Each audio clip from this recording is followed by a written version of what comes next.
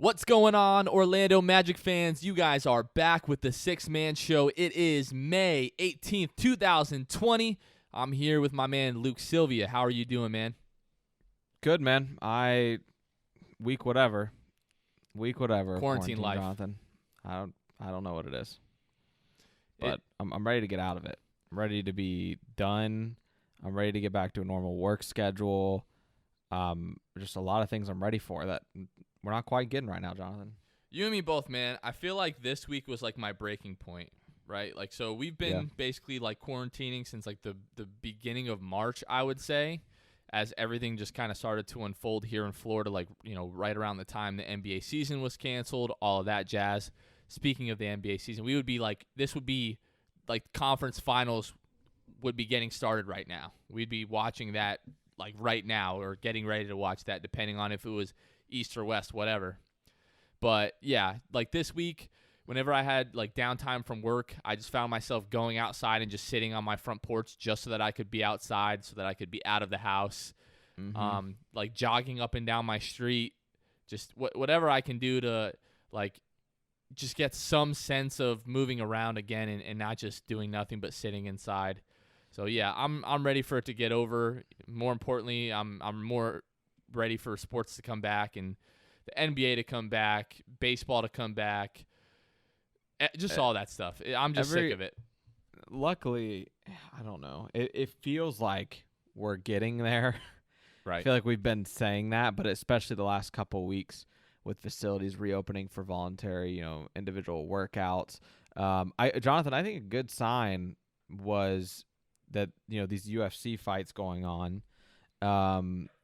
Obviously it's easier to get up and going again because there's only, one fighter against another fighter. But they're having, multiple fighters every night. They have certain people having masks on, and I don't know. There are some people have masks on, some don't. I know, refs don't and fighters don't. I wonder if that's because those people have been tested. It's possible, yeah. I think that's what it was. I mean, I definitely think they've tested the fighters. But I mean, I think that's a good sign for us. I think that means that kind of the country is slowly reopening. I know that a lot of states have been reopening kind of at their own speed. But you saw like California is not doing any – did they cancel all sports through the fall? I think that's what they did. I think that maybe that was high school. I'm not really sure, to be honest. But then in Arizona, 30 minutes down the road, they are like reopening things for sports. So there's kind of it's a case by case thing, but I think we're getting there. I think that we're slowly but surely getting there. I hope that this time next month we can give listeners a little bit more to hear about. But Jonathan, I think we've got a pretty fun but sad episode today going down memory lane. Yeah, definitely full disclosure. I mean, maybe we should even put like a trigger warning, not to make light of that, but if you're an Orlando Magic fan that is easily triggered by like what ifs and what could have been and what should have been and all that kind of stuff, this might be a rough episode for you to get through. So grab your tissues, your Kleenex, whatever it is you need. And you guys can blame The Last Dance that made everybody kind of get sentimental last week. And it's kind of carried over, Jonathan. We've seen a lot of different Magic outlets between podcasts and Instagram pages and things like that kind of dive into the what ifs.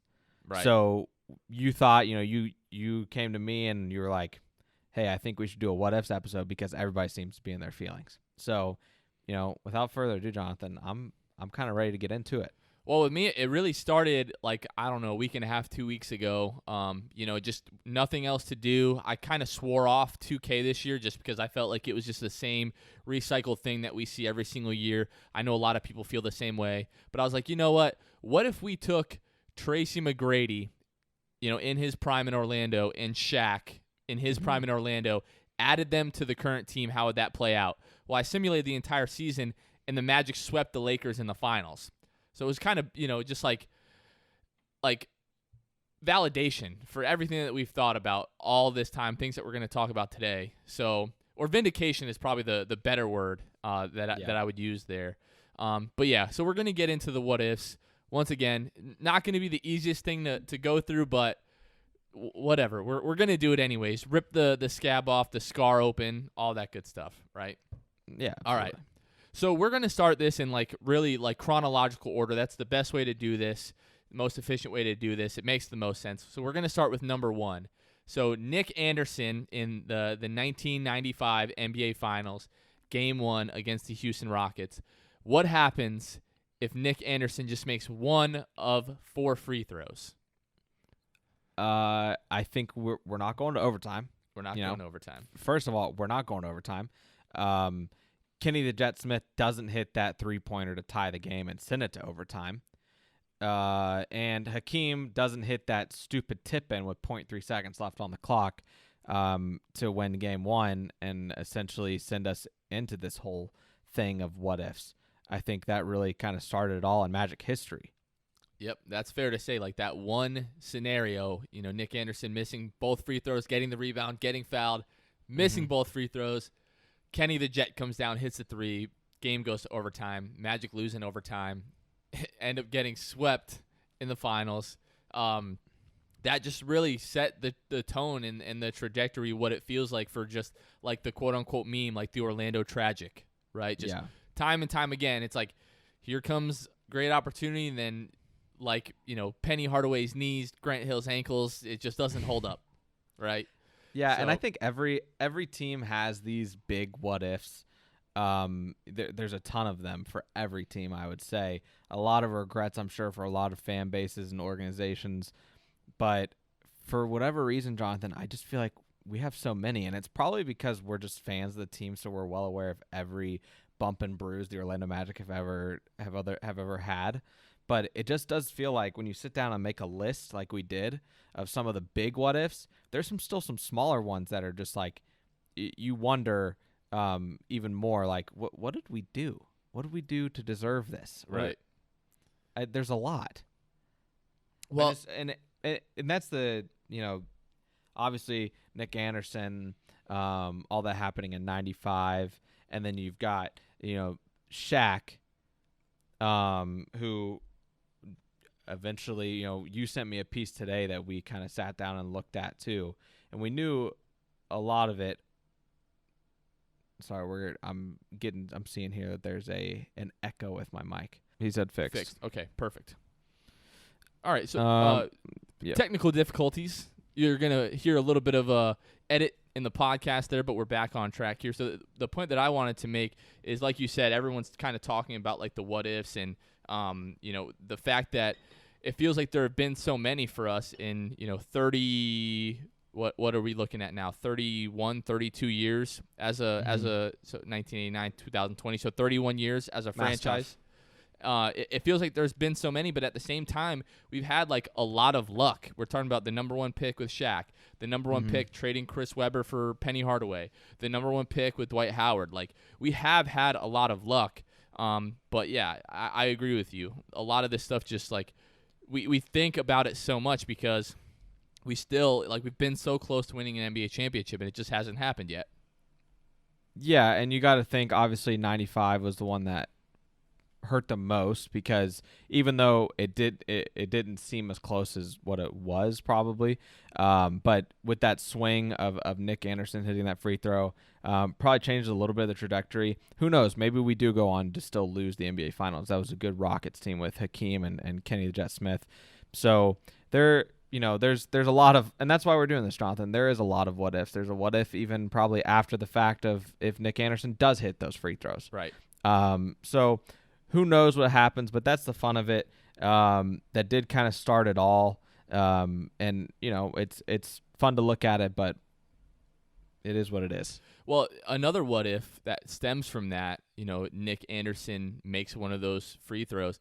He is completely, like, the way that he's remembered amongst Orlando Magic fans is completely different because right now, and it's really unfortunate actually, but Nick Anderson is basically like the 1995, why don't we have a ring? Like, why don't the Magic have a Larry O'Brien trophy, sitting, down in Church Street?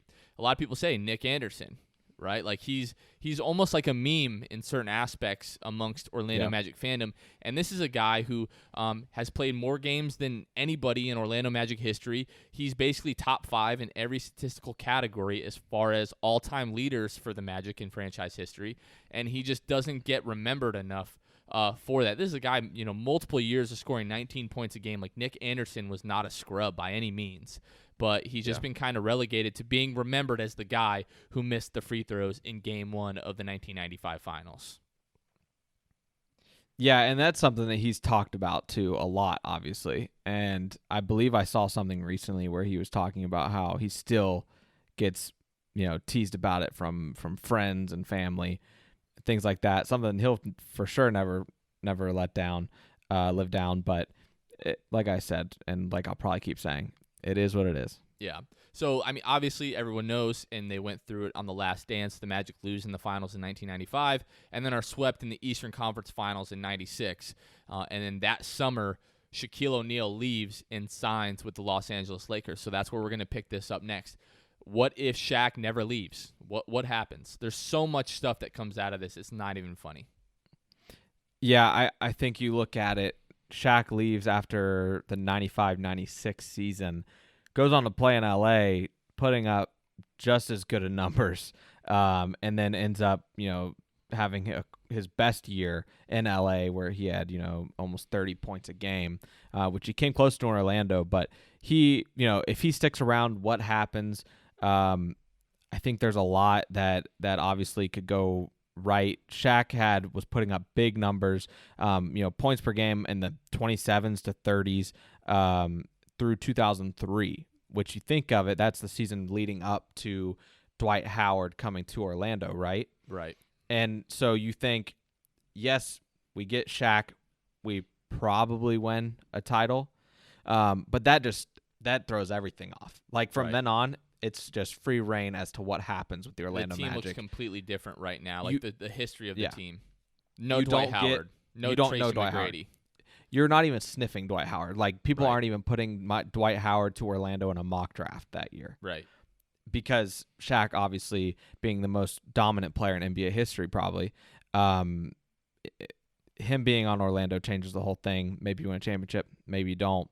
But that article that kind of touched on it from CBS Sports, it just kind of lays it all out. And like you said, we knew most of it, but then, there was just some things in that article that you looked at and you're like, wow, I didn't know it was that bad. Like, it was bad. Yeah, the way that it, and forgive me, the name of the writer is eluding me right now. I can actually pull that up and take a quick Joel look. Corey. Joel Corey. Thank you, Luke. He actually was working with the firm that was managing Shaquille O'Neal at the time, so he was privy to all of this information, and he actually wrote this article back in July of 2016. If you haven't had a chance to read that, you can literally just Google Shaq leaving Orlando, and it's one of the first things that comes up. Like Luke mentioned, it's from CBS Sports, but he mentioned he just goes on, and we all knew like the general story, right? Like the Magic, could have signed him to more money. They lowballed him. Mm-hmm. The Lakers gave him this, huge deal. Obviously, the lure of the, the history of the Los Angeles Lakers big man comes into play. The lure of him wanting to make movies and do music and all that stuff is talked about. But he kind of denies all that. He just, feels like he was slighted and disrespected by the Magic. So he basically left town. Now, we've also heard recently of the what if of Horace Grant getting the phone call, from Shaquille O'Neal, doesn't answer it, and then the next thing that he knows, Shaq is a Laker. Throw another what if in there. A few guys, careers look completely different. Obviously, Shaq staying in Orlando, but Penny Hardaway, maybe Penny Hardaway doesn't get hurt. It's crazy to think, as high of a regard as we hold Penny Hardaway in, the fact that Penny Hardaway is not a Hall of Famer and most likely will never be a Hall of Famer. If you look at the numbers, it kind of makes sense, right? But he was just so good at the peak of his powers, and there was just so much potential there that in 94, 95, you would have asked somebody, is Penny Hardaway going to be a Hall of Famer? They would have bet their life savings on that. So Penny Hardaway, another guy whose history and career just looks so much different. But when you just look at everything that the Magic had to do wrong in this scenario, and it's just like at every turn they're like, all right, yeah, let's do the wrong thing. Oh, you mean we have another chance at Shaq? No, let's do the wrong thing. Oh, we have another chance, another like 4 to 5 chances where they could have righted the ship and just made everything right and kept Shaq. Just so many things had to go wrong. Like in the last 30 years, this was the only 3-year period where every single free agent was an unrestricted free agent. There's no, after your rookie deal where you sign an offer sheet that the team that drafted you can match that and you have to stay with that franchise. There's a 3-year period there where that just didn't exist, which allowed Shaq to leave. The Magic still could have paid him so much more than any other team. They could have gave him the amount of years that he wanted, the annual earnings that he wanted, and at every instance they just decided not to. They even criticized his defense and his rebounding, which, Luke, 3 out of the first 4 seasons playing for the Orlando Magic, he was second in the league in rebounding. Yep. This is the thing that I need to know. I need names. I need the receipts. I need to know who was saying these things to Shaq, who exactly were the individuals responsible for letting this happen. Obviously, like, vast majority of it is going to be, ownership and management, but I need to know who was it that was like, Shaq, you could work on those rebounds, and then we'll talk.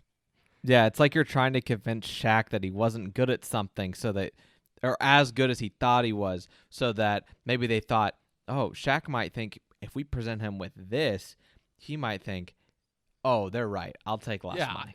You're right. I'll can't take rebound. the less. I suck. I can't. I am awful at rebounding.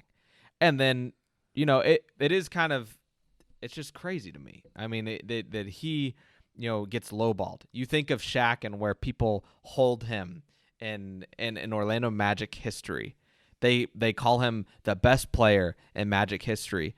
Jonathan, the craziest thing about him being the best player in Magic history, which you could debate between him and Dwight Howard all day, but the craziest thing is he only spent 4 seasons in Orlando. It was his first 4 seasons. Yeah, so what happens if he stays, Jonathan?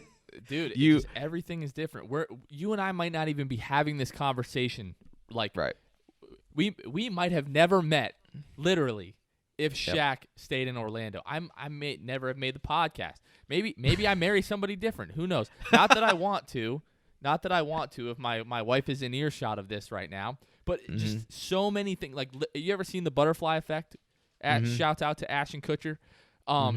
Literally, like, it's the butterfly effect. So many things stemmed from that happening that just all went bad. It went real bad real fast afterwards. So we touched on, what if Penny doesn't get her? I think we've kind of fleshed out this Shaq scenario as much as it needs to be, right? So we talked. Yeah, I'll start crying if we continue a Shaq conversation. Yeah, we know you can't watch this magic moment anymore because you cry every single time that you watch it. We know that. So yeah. But we're gonna go into the next phase of this. What if another player doesn't get hurt? So after the 1999-2000 season, everyone knows that the Magic complete the sign and trade deal for Tracy McGrady, and along with that came Grant Hill, right? So what happens? Like, another facet of this is that the Magic also had the opportunity to sign Tim Duncan and form like the first ever, what would have been known as the first ever, like, Big Three. Yeah.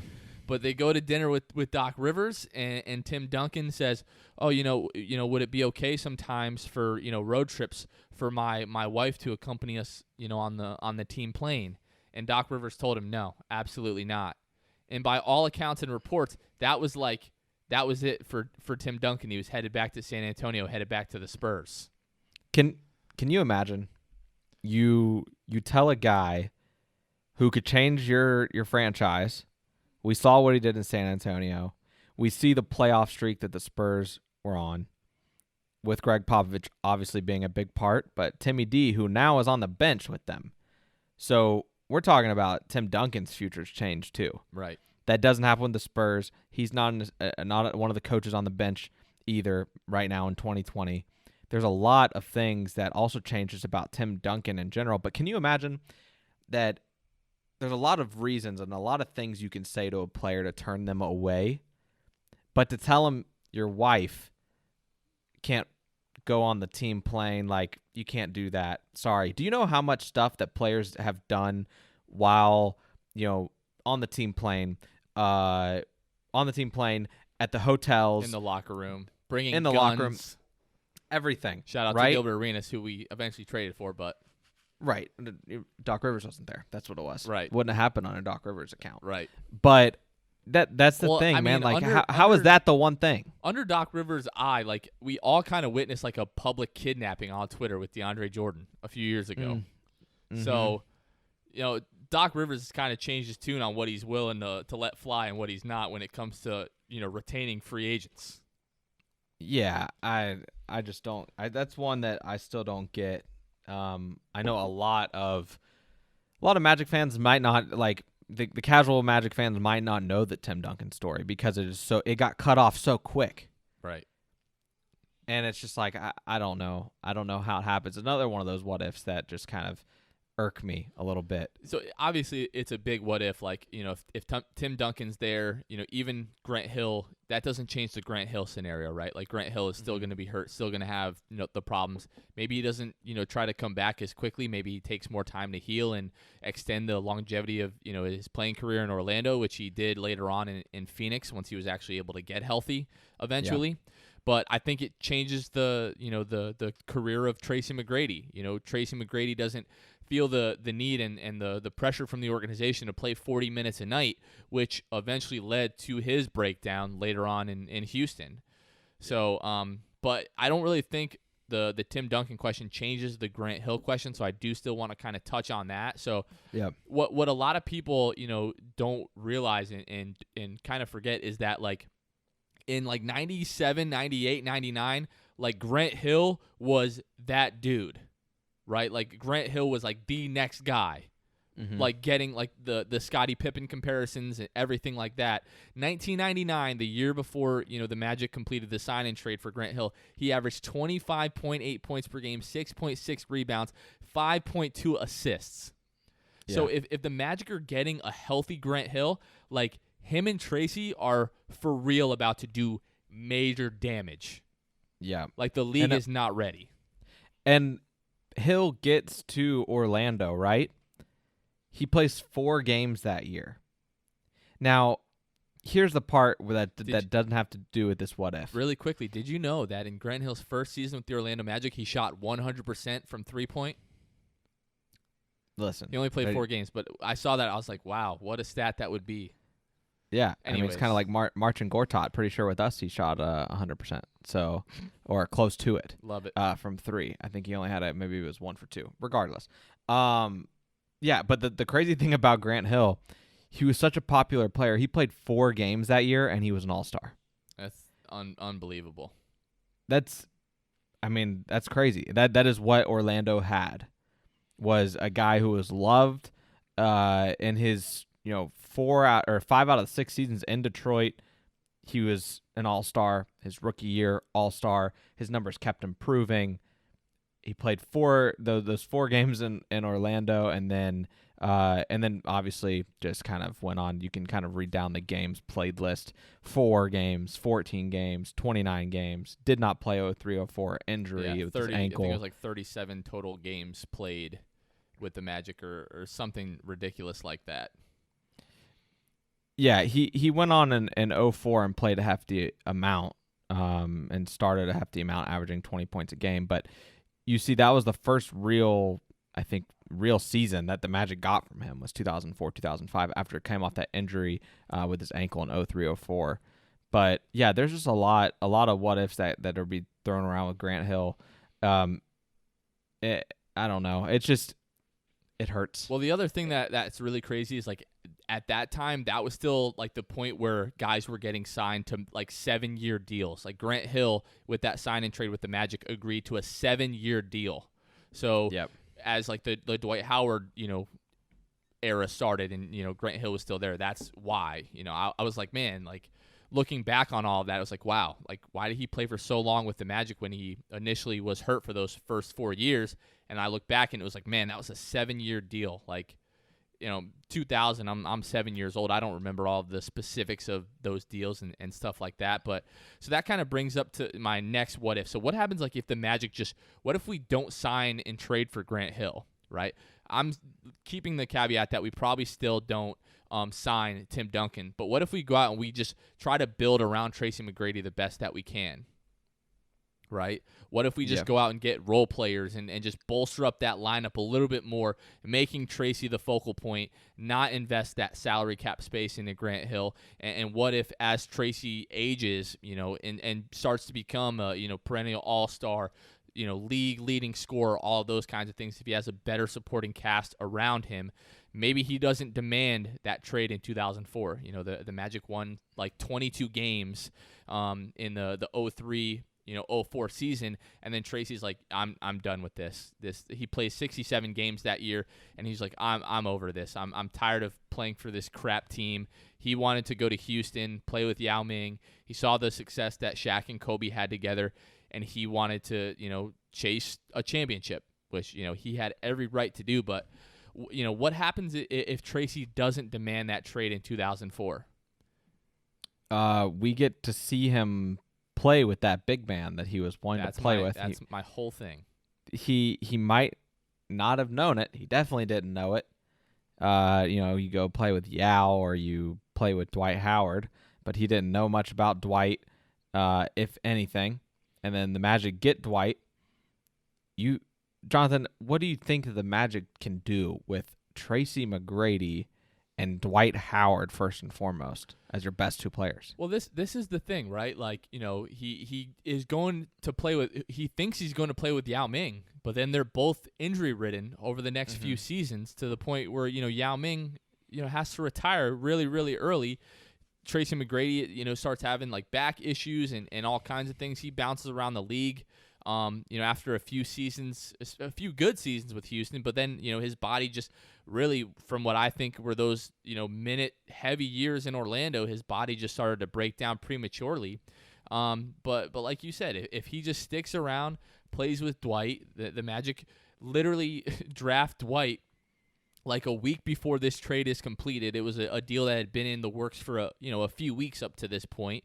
But Tracy, at this point, he's thinking, like, I want to go and contend for a title. I don't want to stick around and wait for this rookie to develop before we can then contend for a title. But the Magic draft Dwight Howard. They draft, they trade for Jameer Nelson. Maybe that summer they're still able to rework the cap and still sign Hedo Turkoglu. So instead of, the 08, 09, 2010 teams where we're looking at, Jameer, Dwight, Richard, Hedo / Vince Carter and, all that kind of stuff, we're looking at 2006, 2007, Tracy McGrady, Dwight Howard, Jameer, Hedo, and maybe we're able to, contend for a title then. Who knows? Another quick tidbit. This was only the fourth time in NBA history to this point where a defending scoring champ demanded a trade. He was the first player to do that since 1976. Jeez. So it hurts.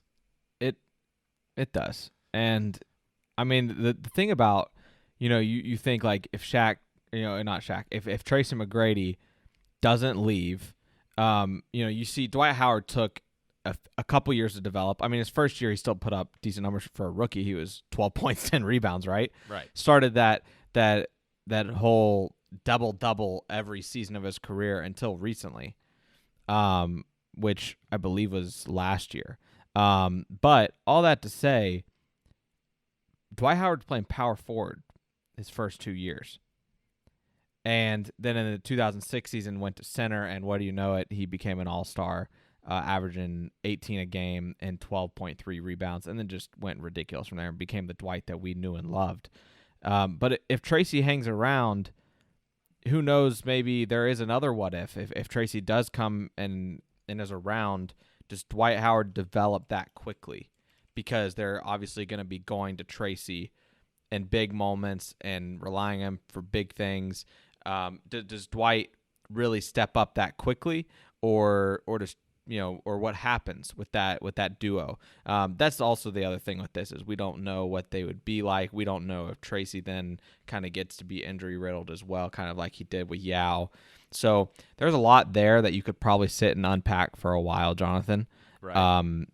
But I mean, it all is it's what made Orlando what it is, I guess. Yeah. As we get into 2006, 2007, 2008, Tracy still probably ends up breaking down. Like I said, I just feel like and I'm sure he feels the same way, that, the 39, 38, 40-minute per game seasons in Orlando is kind of what, and him to just have to be that guy and the guy every single night, basically carry those teams to wins by himself, trying to, win playoff series by himself, essentially, is what led to him, breaking down. So all that stuff probably happens, but I still think that we get like 1 to 2 years of like prime Tracy McGrady, like mixed with early prime Dwight Howard, defensive player of the year, all-star, some solid play out of Jameer Nelson, Hito Turkoglu, all that kind of stuff.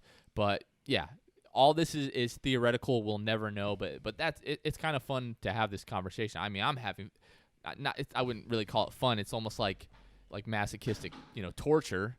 We're doing this to ourselves, but you just can't help but think, what if? So yeah, there's a lot. And Jonathan, there's another one. You mentioned Jameer Nelson. We want to fast forward here to the year the Magic made the finals in 2009. I mean, Jameer gets hurt.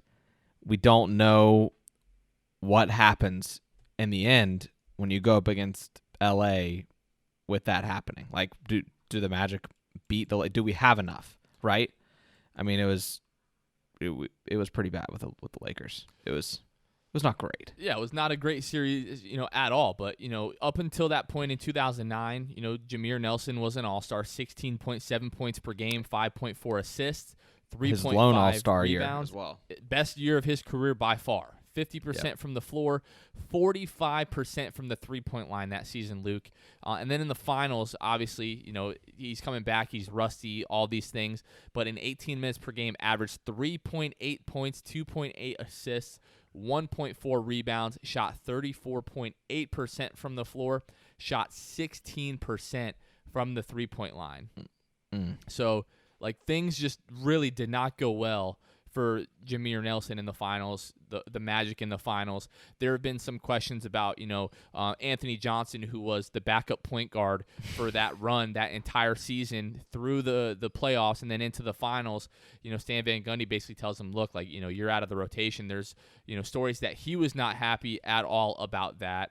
And then it's just kind of a weird dynamic, in the, one of the Magic moment or whatever that special is called that they do on Fox Sports Florida. It's eluding me at this time.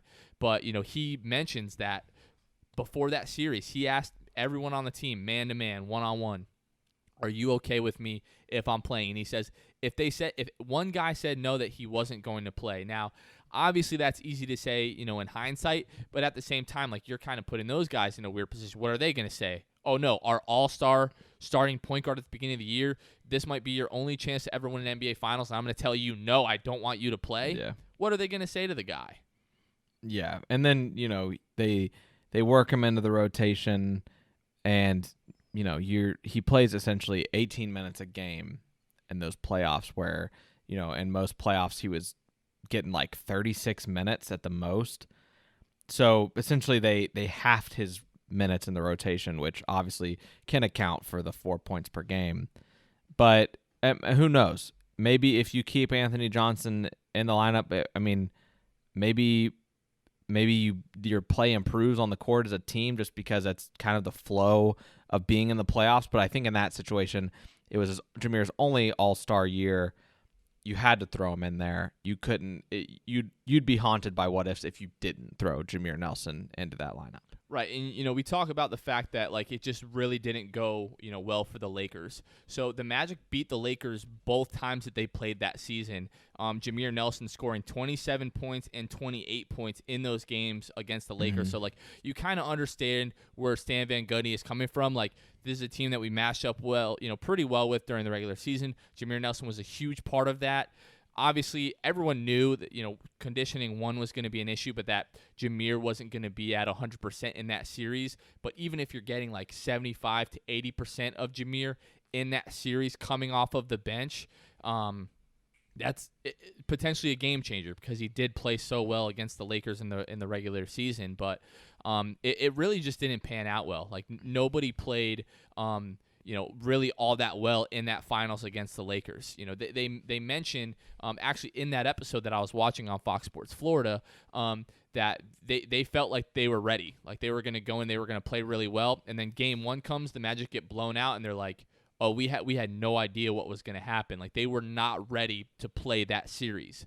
So then my whole thing is like the next year, like, okay, the Magic are going to be ready.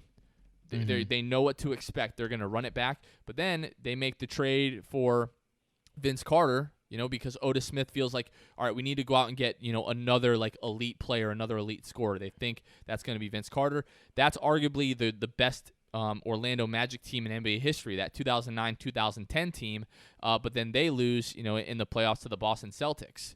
Yeah, I mean, another what if, right? Like, what if we just would have ran it back with that 2009 team? What would have happened? Like, give them another shot at a title. So, yeah. But yeah, I mean, 2009, everyone knows. 2010, we lose in the playoffs, and then over 2011 and 2012, the whole Dwight mare just continues to unfold. Otis Smith is fired. Rob Hennigan is hired as GM. And that's where we're going to start now. This is really going to open a huge can of worms. Have no idea where this is going to lead. But what if Rob Hennigan does not get hired? There's a lot of things. So many things come from this. Like it's like right up there with Shaq, letting Shaq leave. Like it's got to be up there with all time like Orlando Magic executive decisions gone wrong. Because it's so clear that this was like hindsight is 20/20, but right now it is so clear that was the wrong decision. Yeah, and it's hard to play the what if with a GM because you don't know what that means. Like, every GM's different. Every GM likes certain type of players. We know our current staff and front office loves people with big wingspans. There's a lot of things that could have happened differently, Jonathan. I mean, players that we might not have ever seen and probably wouldn't have seen in a Magic uniform if Rob Hennigan wasn't at the helm. And then some players, Victor Oladipo, don't get traded, and you get to see that core develop. Right. Well, who knows? Like, if no Rob Hennigan, maybe Victor Oladipo doesn't get drafted. Right, and that's what I'm saying. There's a lot of things that you have really hard to that's play what this this is. game with It's all the GM. speculation. Right. Yeah, it is. But at the same time, I don't know. Maybe Oladipo still does get drafted. I mean, he was one of the best players in that draft that year. And maybe the Magic still take him, and then maybe don't deal him down the road. I think that's probably the biggest thing with Hennigan. That's my what if. What if Oladipo stays? You could argue that Oladipo going to OKC and being paired with Russ helped his growth. What he wasn't getting in Orlando. I think it's easy to, it's not hard to kind of place some blame on the developmental staff of Orlando of old. During that Rob Hennigan era, there were some players who just didn't develop. And then you saw Oladipo go to OKC and kind of find his rhythm. And now you see him in Indiana. Obviously, those injuries have hurt him. But imagine if you had Oladipo with the roster that we've got. Obviously, there's some players who might not be there. And that's the risk you run with this. But at the same time, who knows? Oladipo would be pretty nice to have on the roster during this time. Yeah, I definitely think it's so hard to play the what if with the Oladipo thing because my biggest thing with Vic is like he didn't have the superstar, at the practice facility, in the locker room, during film sessions that he did in Russell Westbrook in OKC, right? Being able to see that guy every single day, and Victor Oladipo has said this himself. You saw it with his body transformation after he was traded from OKC to the Pacers, that he saw what it took every single day to be the guy for a franchise. And he didn't have that experience in Orlando. So it's just like looking back on it, it sucks that the question was really, do we pay Oladipo? Do we pay Evan Fournier? And at the time with me, it was like, all right, we know what Evan Fournier is.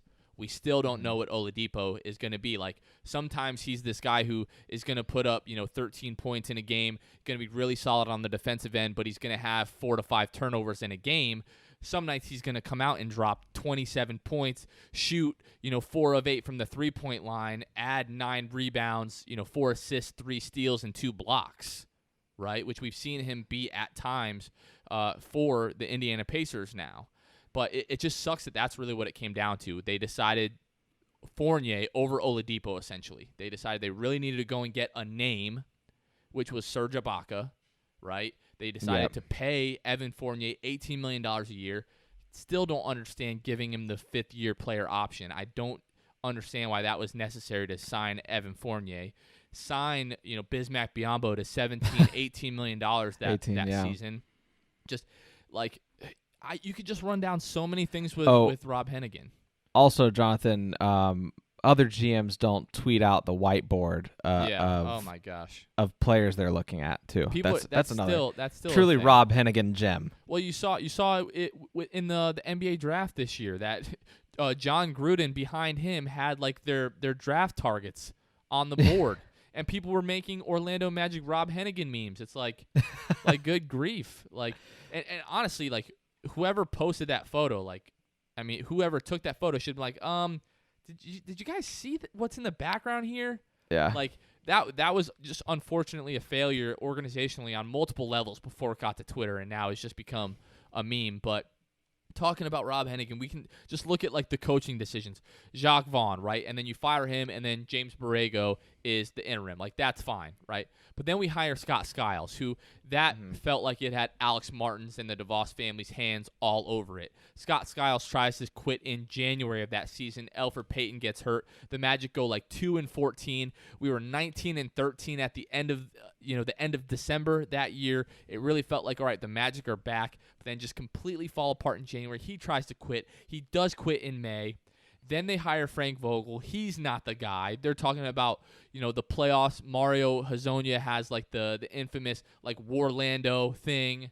That becomes a whole thing. And then we look at the players. We look at, trading Victor Oladipo. We look at drafting Mario Hezonja. We talk about Scott Skiles forcing him to trade Tobias Harris for Ersan Ilyasova and Brandon Jennings. Like, I remember Brandon Jennings not getting re-signed by the Magic and tweeting out, "I'm going to pretend like Orlando never happened," and then deleting the tweet not long after that. Just so many things.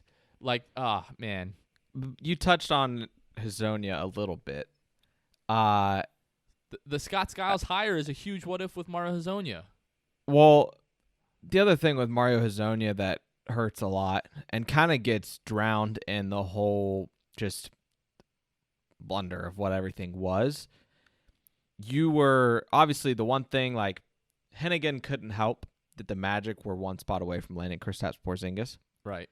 But what Hennigan could help was the fact that a guy named Devin Booker was still on the board when he took Mario Hezonja. Right. Booker, I think, went on to average 10 or 11 that year, 12 that year, while Hezonja averaged 5.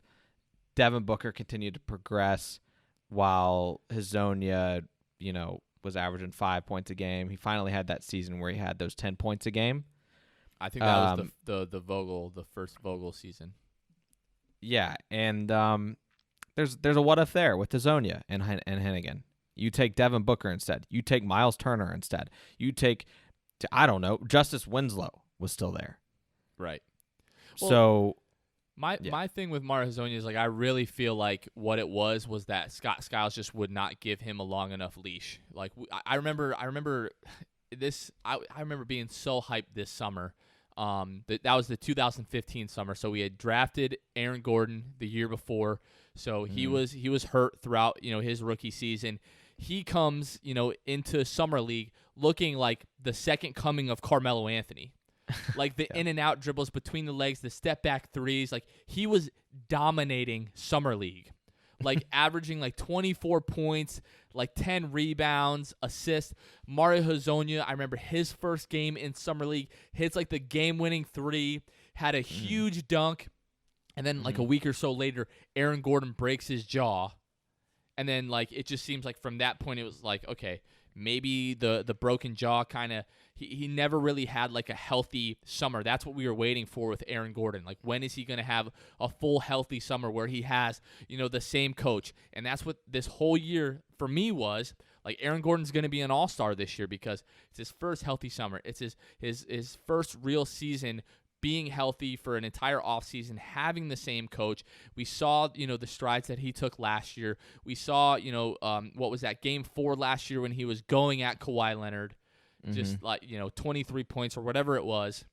So this was supposed to be like the Aaron Gordon year. But back to Mario Hezonja, I totally blame that whole situation on it just was not the right player-coach fit with Scott Skiles and Hezonja. Every single time he made a mistake, he was instantly out of the game, just ruined any confidence that he had. Going into the draft, this kid had a confidence or like an arrogance and like cockiness level. Why should I go watch Messi play football? He should come watch me play basketball. Messi come watch me play. Right? So like, now he, a lot of people have said that, they could tell that guy was never going to be an NBA player, but just I remember watching that Summer League game and being so excited for Elfrid Payton, Aaron Gordon, and Mario Hezonja at the time. And that statement right now just sounds so ridiculous. Yeah, you said that, and I tried not to chuckle, to be honest with you. So, so many what ifs. I mean, what if we don't get coronavirus? What if Jonathan Isaac doesn't, injure his knee New Year's Day of this year? It's just so many things. It's the life we lead, Jonathan. I'm really, really sad now, but this was like therapeutic. Yeah, like this I feel like cathartic. I've talked my feelings out, and I'm a new man. Yeah, I wouldn't say that. I think probably in about 2 months I'll look back on all these things and be like really upset and sad about them. But for right now, like I'm okay. I'm not okay, but I'm gonna act like I'm okay. Right. So I don't have anything else. I mean, there's like we could play this game really all day, but I feel like we hit on like what most Magic fans are thinking. If you've been following this team for any length of time, you've heard most of these stories. I don't have any other what ifs. I could probably think of some, but I don't think we need them. My major thing right now is like, what if like we don't get back to basketball anytime soon? That would really suck. You'll have to check in on me. We're still hoping for Luke's sake that there's going to be college football. We'll have to call an ambulance if college football gets canceled. I'm optimistic about college football just because I see that the NBA is getting back somewhat to normalcy. They're letting players back in facilities. We're just kind of waiting for that other shoe to drop and see when first the biggest thing is what venues are they going to choose, because they've been proposed by both Disney and Vegas. Both parties have said we will do it, we'll make it happen. Please, essentially, because it's a big opportunity for both places. It can make a lot of money. They can make a lot of money, and Disney, who is a place that Disney is a place, an organization, a corporation that has lost a lot of money over these last, the last month, 2 months since they shut down permanently their parks. This is a big thing that, I don't know exactly how they get cut in on money. That's another thing, Jonathan, that I know I've said this many times. I don't envy what these guys have to decide. Right. How you work these contracts. There's a lot of paperwork that has to be gone through that we really don't. I hate paperwork. We know nothing about. I don't read licensing agreements, Jonathan. I wouldn't want to sit down and look at all the underlying things and small print of what Disney's gonna require.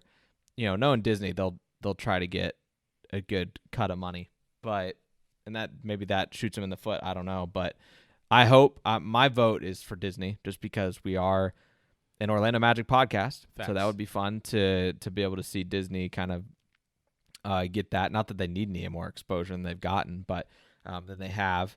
But Jonathan, it just comes down to the same thing we've been doing the last 2 months. We're in the waiting game.